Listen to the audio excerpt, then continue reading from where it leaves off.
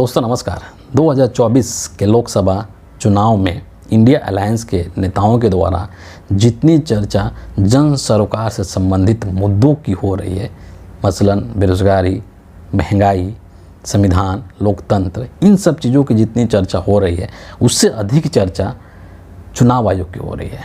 और लगातार विभिन्न कारणों को लेकर के चुनाव आयोग चर्चा में बना हुआ है, सुर्खियों में बना हुआ है। और मज़ेदार चीज़ ये है कि उसमें से अधिकांश जो चीज़ें हैं वो नकारात्मक चीज़ें हैं, यानी कि चुनाव आयोग अपने पक्षपातपूर्ण रवैया और नकारात्मक चीज़ों को लेकर के इस चुनाव में चर्चा में बना हुआ है, सुर्खियों में बना हुआ है। और एक बार फिर से एक नया एग्जाम्पल देखने को मिल रहा है, जब चुनाव आयोग का आम आदमी पार्टी के साथ क्लैश चल रहा है, दोनों के बीच में शब्दों का वार चल रहा है, बयानबाजी चल रही है। और इन सब चीज़ की शुरुआत होती है आम आदमी पार्टी द्वारा लॉन्च किए गए उनके कैंपेन सॉन्ग से।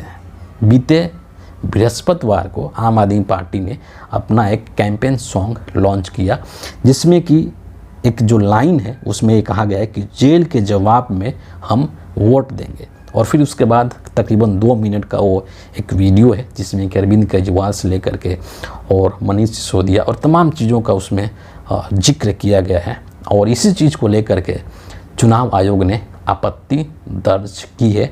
और न सिर्फ आपत्ति दर्ज की है बल्कि आम आदमी पार्टी से इस सॉन्ग को बदलने के लिए कह दिया है, या एक तरह से कहिए कि उसको बैन कर दिया चुनाव आयोग ने। अपने ऑब्जेक्शन में चुनाव आयोग क्या कहता है उसको आप यहाँ पर ध्यान से सुनिए।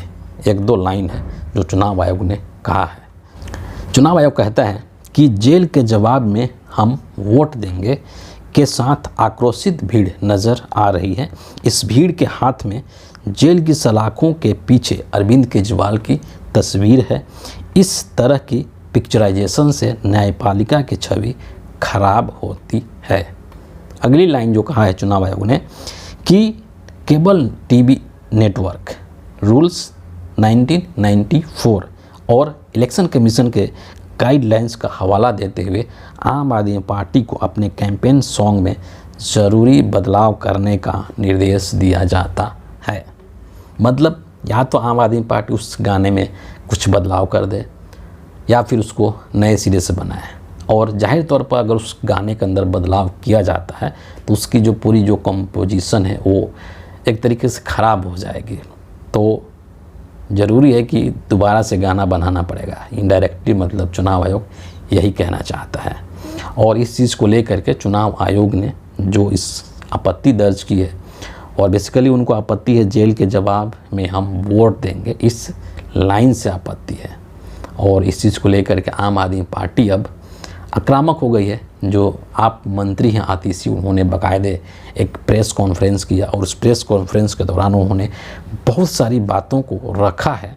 और उसमें से कुछ महत्वपूर्ण जो पहलू है उसको यहाँ पर जानना बहुत ज़रूरी है और उसका जिक्र करना यहाँ पर आप सबसे ज़रूरी है।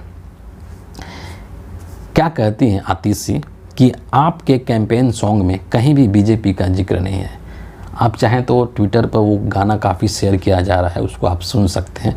ना तो उसमें कहीं बीजेपी का जिक्र है और ना ही उसमें कहीं नरेंद्र मोदी का जिक्र है। उसमें तानाशाही शब्द का जिक्र है ना। उसी चीज़ को यहाँ पर कह रही हैं कि आपके कैंपेन सॉन्ग में कहीं भी बीजेपी का जिक्र नहीं है। हमने तानाशाही से लड़ने की बात कही है। इस पर इलेक्शन कमीशन कहता है कि यह रूलिंग पार्टी की आलोचना है, यानी कि इलेक्शन कमीशन भी मान रहा है कि बीजेपी अब तानाशाही कर रही है। बीजेपी वाले सरकारी एजेंसियों का दुरुपयोग करके तानाशाही करें तब इलेक्शन कमीशन को कोई दिक्कत नहीं होती है, लेकिन हम इसकी खिलाफत और जिक्र भी करें तो आयोग को इससे दिक्कत होती है। जाहिर सी बात है कि इसमें किसी व्यक्ति का नाम तो नहीं लिया गया है, लेकिन कहते हैं ना कि चोर के दाढ़ी में तिनका, वही चीज़ यहाँ पर दिखाई देता है। उसी चीज़ की यहाँ पर भनक महसूस होती है। आगे क्या कहती हैं आतिशी कि इसमें जो चीज़ें भी हमने इस्तेमाल की गई है वो फैक्चुअल है, वो तथ्यात्मक वीडियो हैं, क्लिप हैं या जो कुछ भी उसमें घटनाएं हैं, उसी को लेकर के कह रही है कि हमारे कैंपेन सॉन्ग में कहीं पर भी आचार संहिता का उल्लंघन नहीं है, जिसका हवाला चुनाव आयोग दे रहा है। कहती हैं कि जब हम अरविंद केजरीवाल जी की गिरफ्तारी का फ़ोटो दिखाते हैं वो एक फैक्चुअल फ़ोटो है। जाहिर सी बात है कि आप इनकार नहीं कर सकते हैं ना कि अरविंद केजरीवाल की गिरफ्तारी नहीं हुई है, वो तो हुई है, उसे कौन इनकार कर सकता है। आगे कहती हैं कि जब हम पुलिस द्वारा कोर्ट में मनीष सिसोदिया जी के साथ बदतमीजी करते दिखाते हैं तो एक फैक्चुअल वीडियो है, उसको आप इनकार नहीं कर सकते हैं। जब हम पुलिस द्वारा हमारे कार्यकर्ताओं को बर्बरतापूर्वक तरीके से उठाते हुए दिखाते हैं तो वो एक फैक्चुअल वीडियो है। क्या चुनाव आयोग चाहता है कि हम सच्चाई ना दिखाएं? जाहिर सी बात है कि जो चीज़ भी इसमें दिखाया गया है उसमें कोई ऐसा नहीं कि वो फर्जी है या उसमें कोई ऐसा कुछ बढ़ा चढ़ा करके दिखाया गया है। जब बीजेपी अपना फर्जी कैंपेन लॉन्च करती है कि पापा ने वॉर रुकवा दी, सोचिए, पापा ने फ़ोन करके वॉर रुकवा दी, उस पर चुनाव आयोग कुछ नहीं कहता है। लेकिन जब यहाँ पर फैक्चुअल चीज़ें दिखाई जा रही है, जो सही चीज़ें हैं उसको दिखाई जा रही है, तो उसमें चुनाव आयोग को आचार संहिता का उल्लंघन दिखाई देता है। एक और बहुत मज़ेदार चीज़ मैं आपको बताऊंगा, लेकिन उससे पहले इनका अंतिम जो बयान है आतिशी का, उसको यहाँ पर देख लीजिए। क्या कहती हैं कि ऐसा ना हो कि आने वाले दिनों में इलेक्शन कमीशन को ऐसे याद किया जाए, कैसे याद किया जाए कि 2024 के चुनाव में लोकतंत्र खत्म हो गया, कि 2024 के चुनाव में भारत का चुनाव आयोग निष्पक्ष नहीं रहा, कि 2024 में भारत का चुनाव पाकिस्तान का चुनाव बन गया। इलेक्शन कमीशन विपक्ष का प्रचार रोकना बंद करे और बीजेपी द्वारा जो आचार संहिता की धज्जियां उड़ाई जा रही है उस पर भी एक्शन ले। और आतिशी के इन बातों में एकदम 100% सच्चाई है, उस पर हम आएँ। इससे पहले आपको एक और मैं एग्जाम्पल देना चाहता हूं कि कुछ दिन पहले महाराष्ट्र के अंदर जो उद्धव ठाकरे की जो पार्टी है शिवसेना, उन्होंने भी अपना एक कैंपेन सॉन्ग लॉन्च किया था और उस सॉन्ग के अंदर एक शब्द का इस्तेमाल किया था, जय भवानी। उस जय भवानी शब्द को लेकर के इलेक्शन कमीशन ने आपत्ति दर्ज करा दी और उद्धव ठाकरे को यह बोल दिया कि आपको अपने इस कैंपेन सॉन्ग से जय भवानी शब्द को हटाना पड़ेगा। उद्धव ठाकरे शिव सैनिक, कहाँ झुकने वाला, उसने चुनाव आयोग को चैलेंज कर दिया कि हम इस जय भवानी शब्द को नहीं हटाएंगे, आपको जो करना है कर लीजिए। ये चीज़ें क्यों चुनाव आयोग को सुननी पड़ रही है? उसके लिए चुनाव आयोग खुद जिम्मेदार है। इस देश के अंदर भाजपा के जितने भी स्टार प्रचारक हैं, जितने भी नेता हैं, वो खुले तौर पर चुनाव आयोग के एडवाइजरी का उल्लंघन कर रहे हैं, आचार संहिता का उल्लंघन कर रहे हैं। चाहे स्वयं प्रधानमंत्री नरेंद्र मोदी हो, गृह मंत्री अमित शाह हो, बीजेपी के तमाम नेता हो, राजनाथ सिंह, अरुण गोविल, स्मृति ईरानी, ये सब खुले तौर पर इस चुनाव के अंदर धर्म का इस्तेमाल कर रहे हैं। नरेंद्र मोदी तो बल्कि इन सबसे कई कदम आगे हैं, जो खुले तौर पर सांप्रदायिक और नफरती भाषण इस चुनाव के दौरान दे रहे हैं। अरुण गोविल अपने छाती पर प्रभु श्री राम का फोटो लेकर के मेरठ में घूम रहे थे कि हमको राम के नाम पर वोट दे दो। खुले तौर पर राम मंदिर का जिक्र भाजपा के नेताओं के द्वारा किया जा रहा है, जबकि चुनाव आयोग अपनी एडवाइजरी में साफ तौर पर यह कहता है कि आप जो हैं धर्म के नाम पर या धार्मिक पूजा स्थल के नाम पर लोगों से वोट नहीं मांग सकते हैं, लोगों से वोट अपील नहीं कर सकते हैं।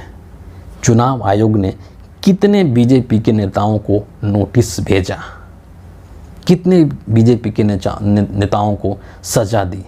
रणदीप सुरजेवाला को 2 दिन प्रचार करने से रोक दिया चुनाव आयोग ने। क्या राजनाथ सिंह के ऊपर कोई एक्शन हुआ? क्या स्मृति ईरानी के ऊपर कोई एक्शन हुआ? क्या अरुण गोविल के ऊपर कोई एक्शन हुआ चुनाव आयोग के द्वारा? नहीं हुआ। तो कैसे नहीं आपके काम करने के तरीके पर सवाल खड़ा किया जाएगा?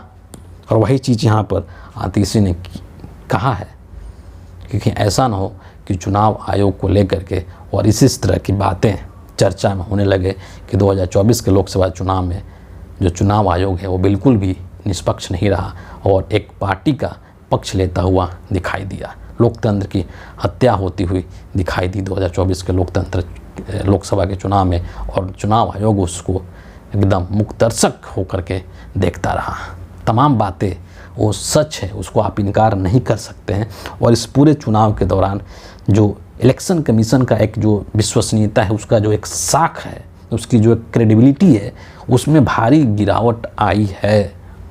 इस चीज़ से कोई इनकार नहीं कर सकता है।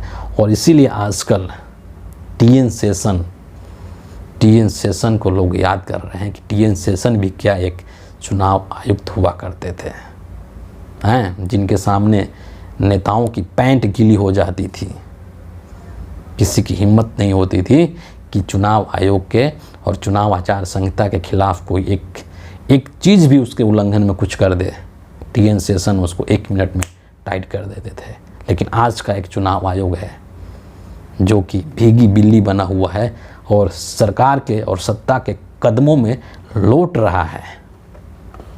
दरअसल ये उस संस्था के साख का सवाल है, उसको बरकरार रखने का काम उस पद पर जो बैठे हुए लोग हैं उनका है।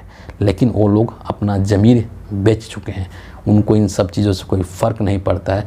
वो लोग सिर्फ एक व्यक्ति की पूजा में लगे पड़े हैं, एक व्यक्ति की महिमा मंडल में लगे पड़े हैं, एक व्यक्ति को प्रोटेक्ट करने में लगे पड़े हैं। उसके लिए चाहे पूरे देश की सिस्टम की ऐसी तैसी ही क्यों ना हो जाए, उसका उन्हें परवाह नहीं है। लेकिन जनता सबसे ऊपर है और जनता सब कुछ देख रही है कि कौन कैसे क्या कर रहा है, और वोट के दौरान जनता उस चीज़ का जवाब भी दे रही है। तो फिलहाल इस वीडियो के लिए इतना ही है। आप सभी का बहुत बहुत धन्यवाद।